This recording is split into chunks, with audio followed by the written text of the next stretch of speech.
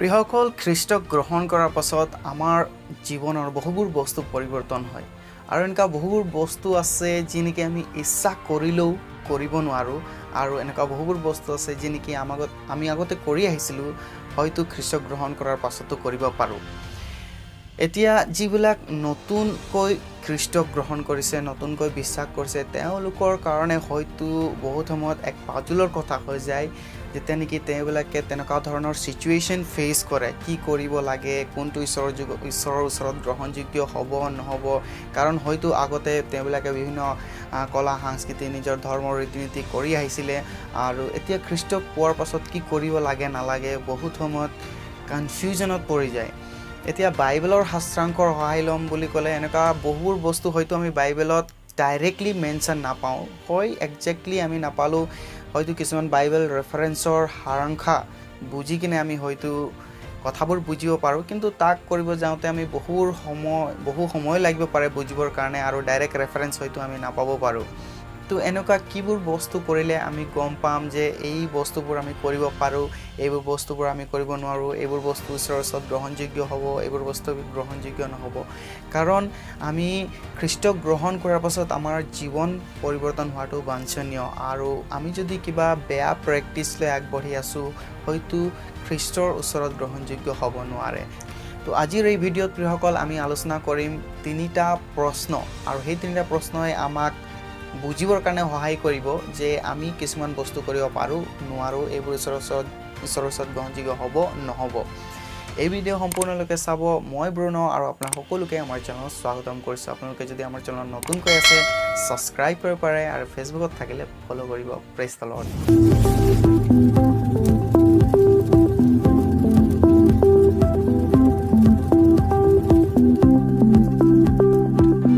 Two differentiate বস্তুবোৰ আমি কৰিব পাৰোঁ নোৱাৰোঁ, গ্ৰহণযোগ্য হ'ব নহ'ব, তাক বুজিবৰ কাৰণে প্ৰথম যি প্ৰশ্ন আমাক নিজকে সুধিব লাগিব সেইটো হৈছে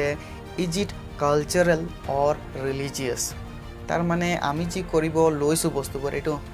সংস্কৃতি হয় নে ধৰ্মীয় ৰীতি নীতিৰ লগত জড়িত আছে।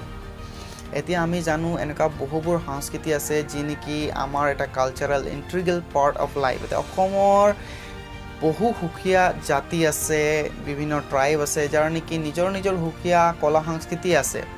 আৰু সেইবোৰ তেওঁবিলাকে বহু আগৰে পৰা ফ'ল' কৰি আহিছে আৰু কিছুমান বস্তু যি নেকি ধৰ্মৰ লগত জড়িত নাই তাক আমি কৰিব পাৰোঁ। সংস্কৃতিৰ কথা কৈছোঁ। এতিয়া সাজ পোছাক হৈ গ'ল, আমাৰ ভাষা হৈ গ'ল আৰু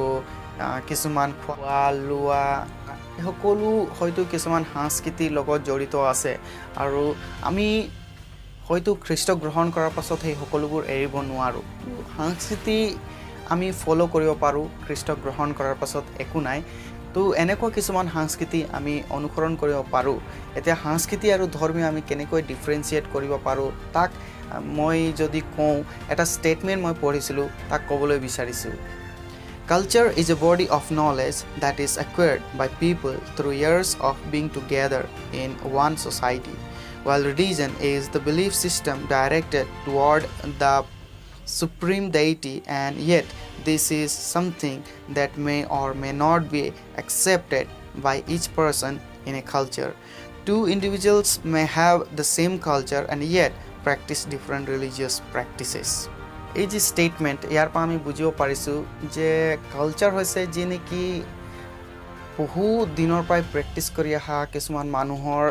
এটা প্ৰেক্টিছ আৰু বিলিফ ছিষ্টেম হৈছে ধৰ্মৰ ৰীতি নীতি, ধৰ্মীয় কথা বতৰা বিষয়, বিলিফ ছিষ্টেম। এতিয়া বহুবোৰ মানুহৰ হয়তো কালচাৰ ছেইম হ'ব পাৰে আৰু ধৰ্ম বেলেগ হ'ব পাৰে। কাৰণ ধৰ্ম হয়তো তেওঁবিলাকে বেলেগ হয়তো পিছৰ পিৰিয়ডতো ল'ব পাৰে, কিন্তু কালচাৰ হয়তো তেওঁবিলাকে আগৰ পৰাও ফ'ল' কৰি আহিছে। তো কালচাৰ যি নেকি আমি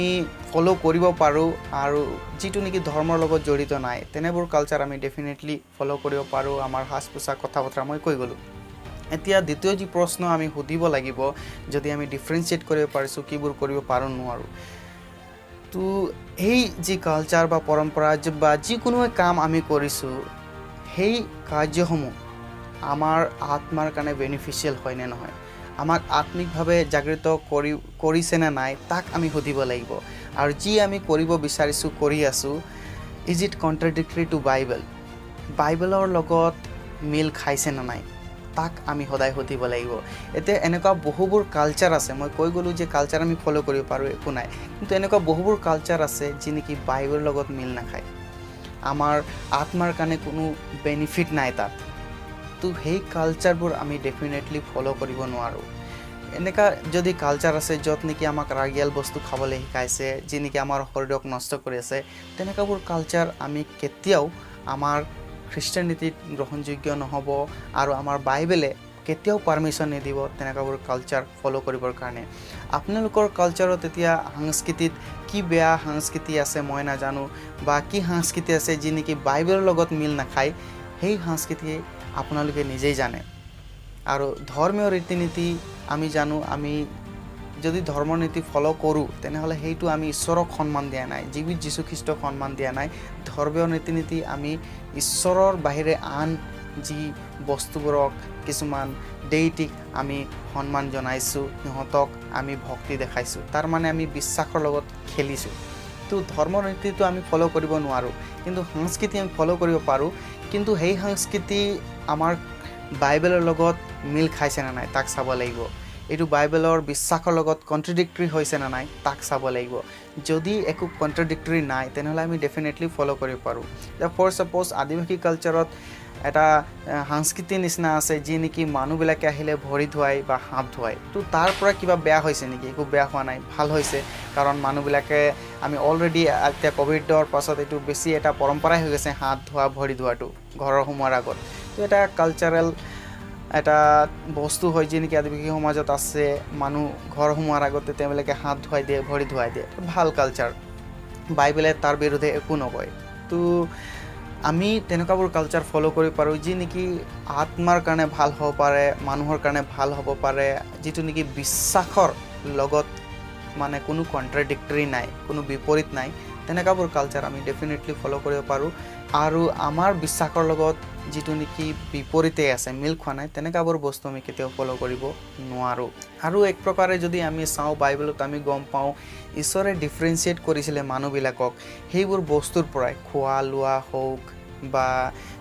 পিন্ধৰ ওঢ়ণ হওক আমি যদি ইজৰাইল হিষ্ট্ৰী পঢ়োঁ আমি লেভিটিকাছ এক্সডাছত